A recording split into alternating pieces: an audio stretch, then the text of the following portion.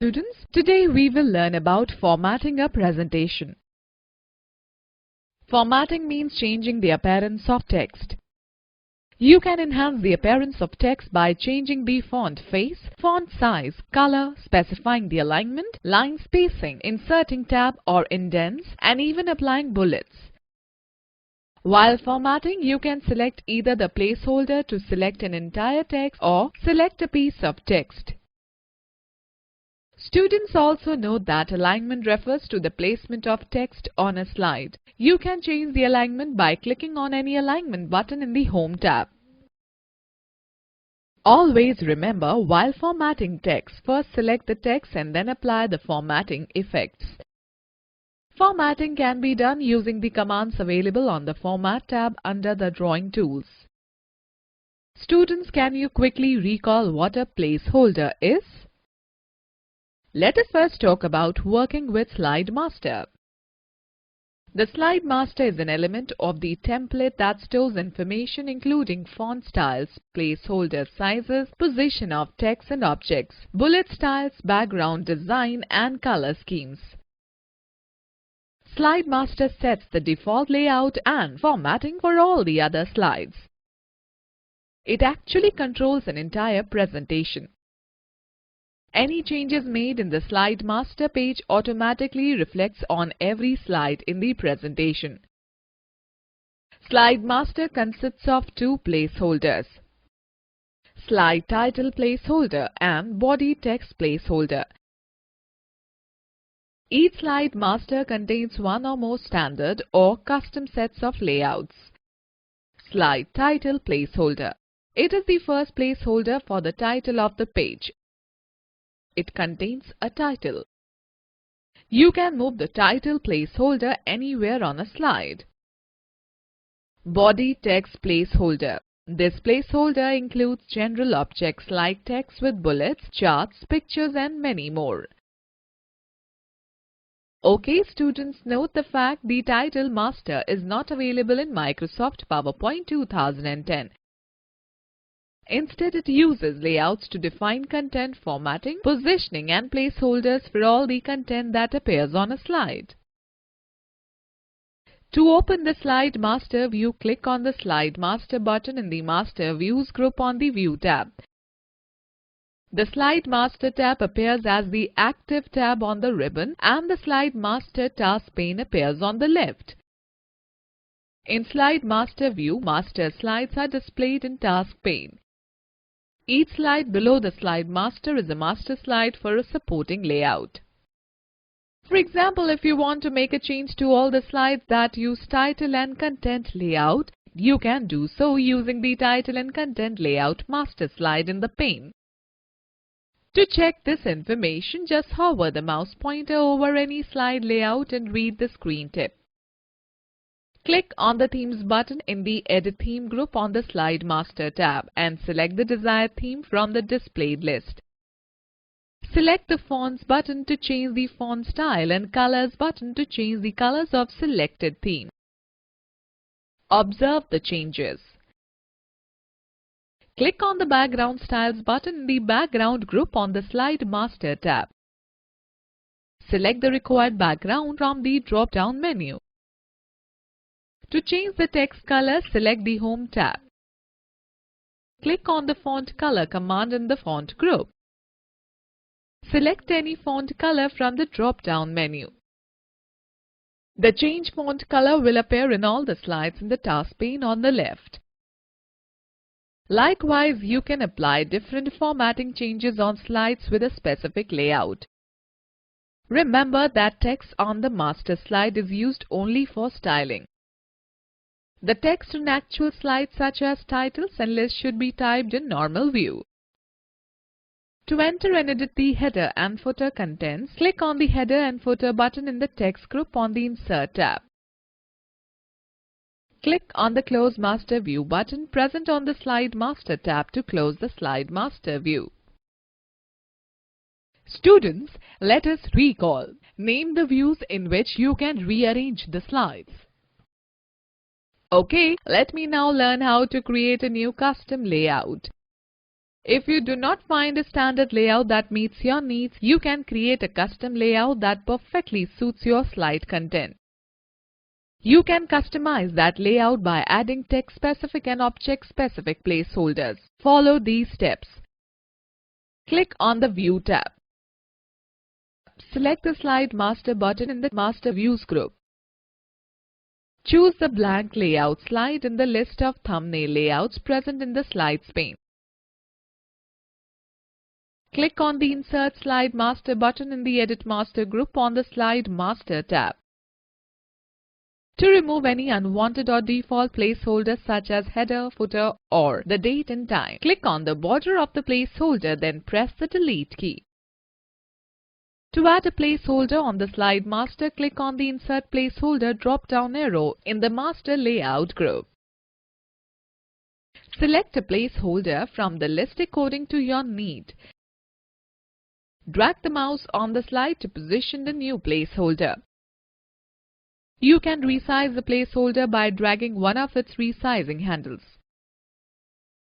In the thumbnail list of layouts, right-click on the blank layout. Select the Rename Layout option from the context menu. Note that you can also rename any layout using the Rename button present in the Edit Master group on the Slide Master tab.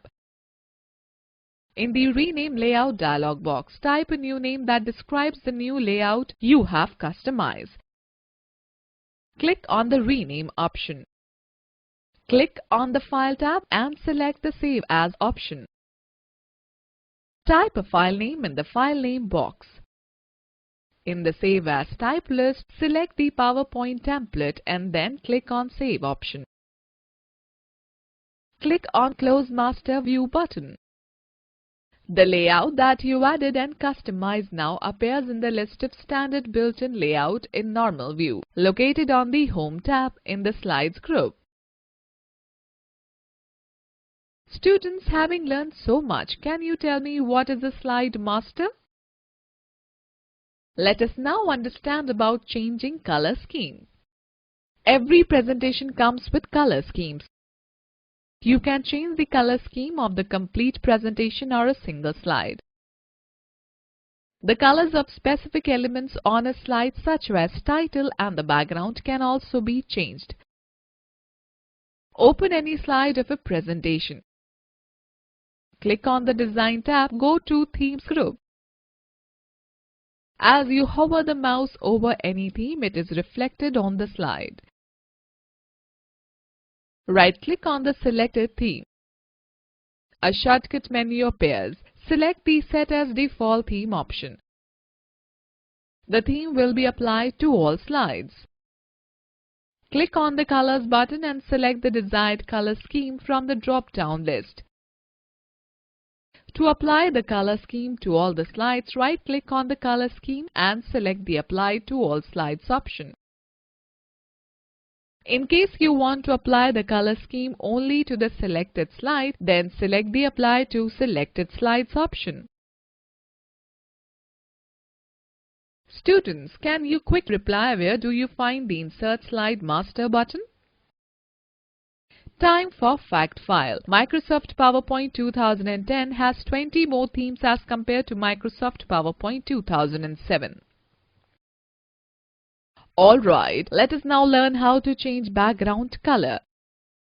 You can change the background color, pattern and texture of a slide. Click on the Background Styles button present in the Background group on the Design tab. A list of options will be displayed. As you move the mouse over a background style, it is reflected on the slide. Select the required background. Click on the Format Background option of the Background Styles button. The Format Background dialog box will appear. Click on the Fill tab and select any fill style option.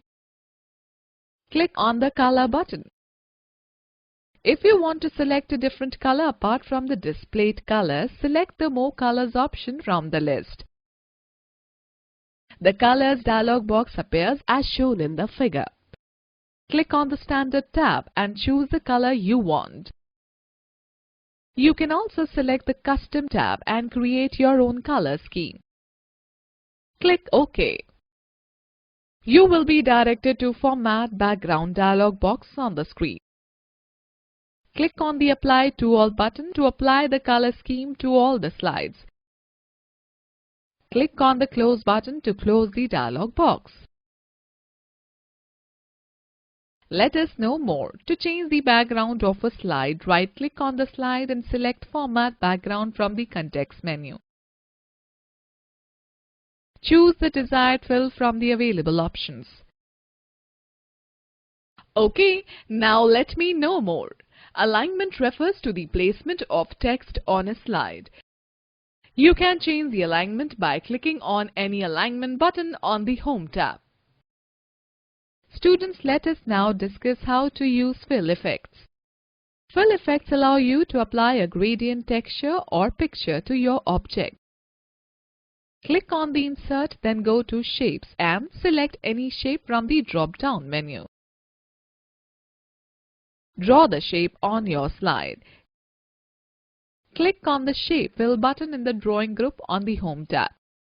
Students, note that the Shape Fill button can also be used to fill color in text placeholders. Select the Gradient option.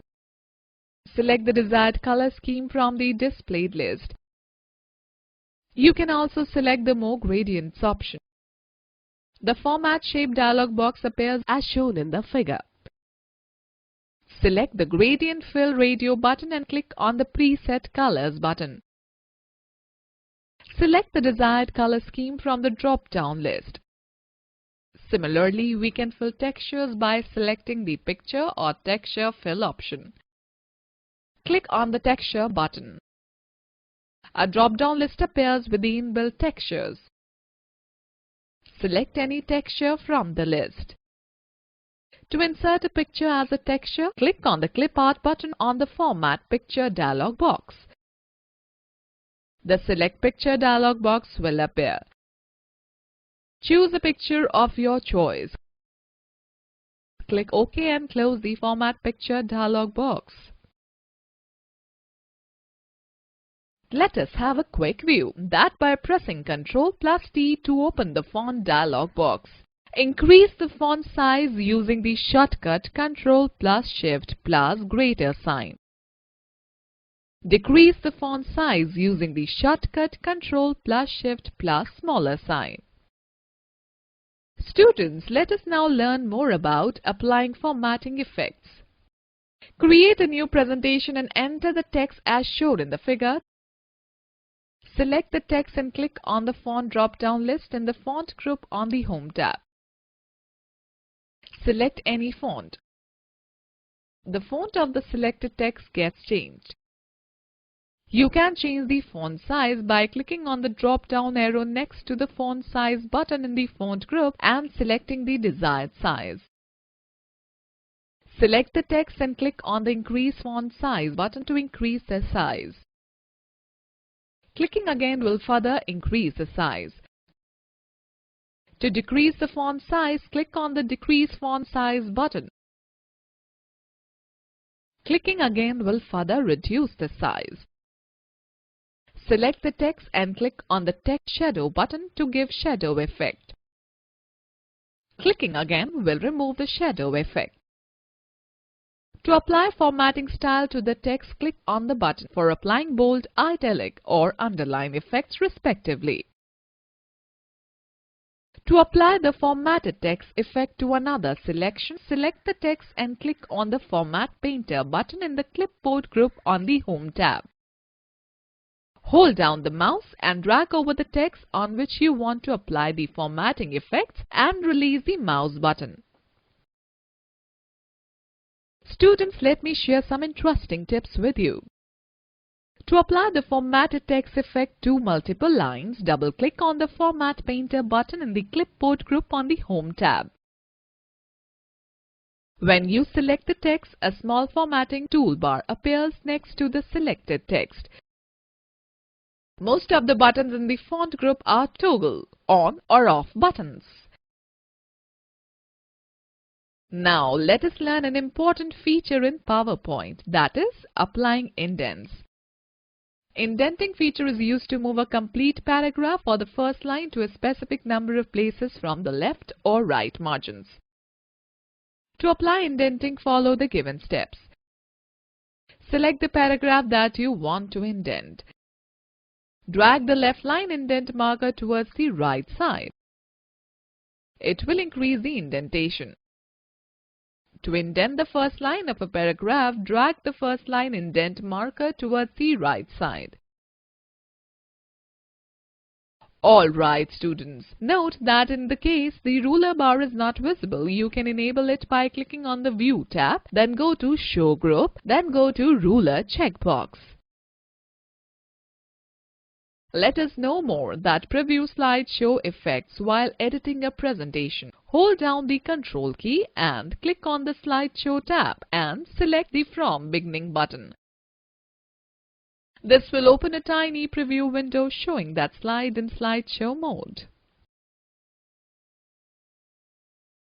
Okay students, now let us find out how to work with slide outline. The outline view provides a summary of presentation arranged in headings or subheadings. Outlines in PowerPoint are created and edited using the Outline tab in the normal view. In Outline view, you can do the following things: create presentation structures, edit text entries and rearrange the text on slides as needed, hide or display text levels. Students know the fact that line spacing refers to the amount of vertical space between each line of text. The default setting is single line spacing. To change the line spacing, click on the Line Spacing button on the Home tab. Select any of the spacing from the drop-down list. Let's now learn how to create a presentation structure. Open any existing presentation. Insert a new slide in the end. Click on the Outline tab in the left pane on the normal view. Type Activities of the month on the new slide, that is the last slide in the Outline tab. Now press the Enter key. As you press the Enter key, a new slide appears. Right-click the cursor position in the Outline pane. A pop-up menu will appear. Here you will find options that let you move up, down, collapse or expand contents. Click on the Demote option. It moves the text one level lower at a time, that is, makes the selected text as the subtitle of the preceding slide. Type Judo Championship and press the Enter key. Type Cricket Match, press Enter. Type Volleyball, Chess and press Enter.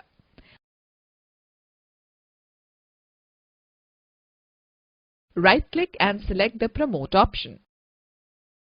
Promoting the text entry moves the last entry to the next higher heading level. The word chess will be moved to the new slide as the slide title. Now undo this step and click on the Collapsed option. It will hide all the text within the slide and show only the slide title. You can re-expand the text by clicking on the Expand option from the Context menu. Students, note the tip. To collapse and expand all the slides, click on the Collapse All and Expand All button. Alright, now let us discuss about adding outline view buttons. In Microsoft PowerPoint 2010, if you want to add the outline view commands on the Quick Access toolbar, click on the File tab, then go to Options command. Click on the Quick Access Toolbar tab from the PowerPoint Options dialog box. Click on the drop-down list of Choose Commands from and select the commands not in the ribbon. Select the required option, example Demote, Promote, Collapse, etc. and click on Add after selecting each option. Click OK and you will find these buttons on the Quick Access toolbar. Let us quickly glance through the key points discussed in this chapter. Formatting means changing the appearance of the text to enhance its look. Slide Master is an element of the template that stores information including text styles, placeholder sizes, background design, color schemes, etc. The Slide Master consists of two placeholders, slide title and body text.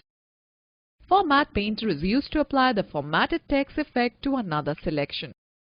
Indenting feature is used to move a complete paragraph or the first line to a specific number of places from the left or right margins.